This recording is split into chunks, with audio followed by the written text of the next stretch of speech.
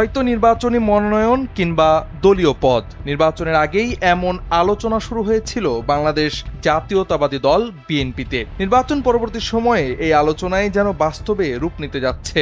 দল ও সরকারের মধ্যে কাজের ভারসাম্য বজায় রাখার লক্ষ্যে ব্যতিক্রম ছাড়া মন্ত্রী এমপিদের দলের জেলা, থানা কিংবা মহানগরীর শীর্ষ ও গুরুত্বপূর্ণ সাংগঠনিক পদ থেকে সরিয়ে দিতে আলোচনা করছে বিএনপি। মূলত রাজনীতিতে নেতৃত্বের বিকাশ ঘটাতেই এমন পদক্ষেপ নিতে চান দলীয় হাইকমান্ড। দৈনিক কালবেলার এক প্রতিবেদনে উঠে এসেছে এই তথ্য।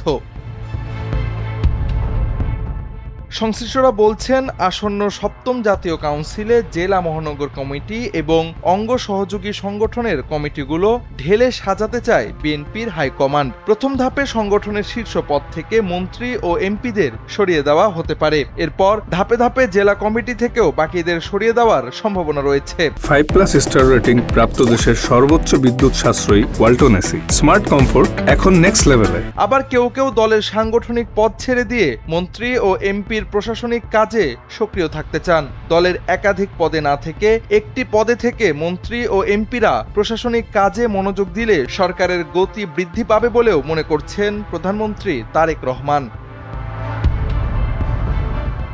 ইতোমধ্যে দল সংস্কারের এই অংশ হিসেবে উপজেলা বিএনপির সভাপতি পদ ছেড়ে দিয়েছেন স্থানীয় সরকার, পল্লী উন্নয়ন ও সমবায় প্রতিমন্ত্রী মীর শাহে আলম। তিনি এখন পুরোদমে মন্ত্রণালয়ের দাপ্তরিক কাজে নিয়োজিত। এছাড়া দলীয় পদ ছেড়েছেন স্পিকার হাফিজ উদ্দিন আহমদ এবং deputy speaker barrister Kaiser Kamal.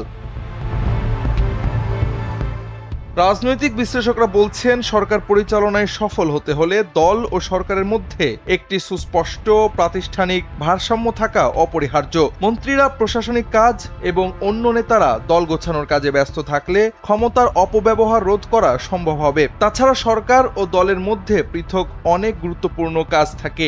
একই ব্যক্তি উভয় জায়গায় থাকলে দলীয় ও রাষ্ট্রীয় দুটো ক্ষেত্রেই কাজের ব্যাঘাত ঘটে। এক্ষেত্রে বিএনপির হাইকমান্ডের চিন্তা, দল ও সরকার পরিচালনার জন্য বিএনপির প্রতিষ্ঠাতা জিয়াউর রহমানের নীতি অনুসরণ করা। যারা মন্ত্রী এমপি থাকবেন তারা দলীয় কোনো পদে থাকবেন না। জিয়াউর রহমানের এই মডেল অনুসরণ করে এক নেতা এক পদ নীতি চালু করেছিল বিএনপি। 2016 সালে দলের ষষ্ঠ জাতীয় কাউন্সিলে এ বিষয়টি গঠনতন্ত্রেও যুক্ত করা হয়েছে।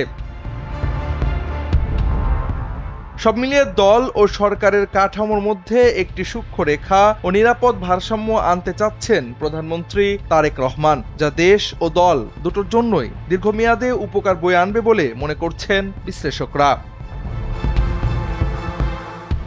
Javad Ahmad, NPP।